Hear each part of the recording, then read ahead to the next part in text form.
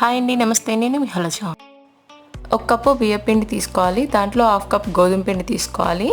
దీంట్లోనే half cup వరకు పుల్లటి పెరుగు తీసుకోవాలండి. పెరుగు కొంచెం పుల్లగా ఉండేలాగా చూసుకోండి. దీంట్లోనే ఒక టేబుల్ స్పూన్ల వరకు జీలకర్ర వేసుకోవాలి. టేస్ట్కి తగినంత సాల్ట్ కూడా వేసుకోవాలి.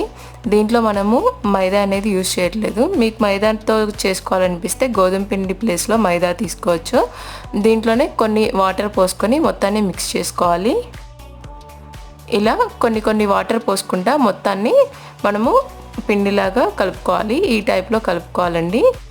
మనము ఇది పునుగులైనా వేసుకోవచ్చు, లేదు అంటే బోండాలు లాగైనా వేసుకోవచ్చు. దీంట్లో ఒక 2 పచ్చిమిర్చి, ఒక ఆనియన్ని కట్ చేసి వేసుకున్నాను. దీంట్లోనే వచ్చేసి బొంబాయి రవ్వ వేసుకోవాలి. బొంబాయి రవ్వ ముందైనా వేసుకోవచ్చు, ఇట్లా లాస్ట్లో వేసుకుంటే అది లూజ్గా ఉంటే పిండి ఏమన్నా మీకు టైట్ అవుతుంది పిండి. మొత్తాన్ని కలుపుకున్న తర్వాత ఇలాగ ఆయిల్ వేడాక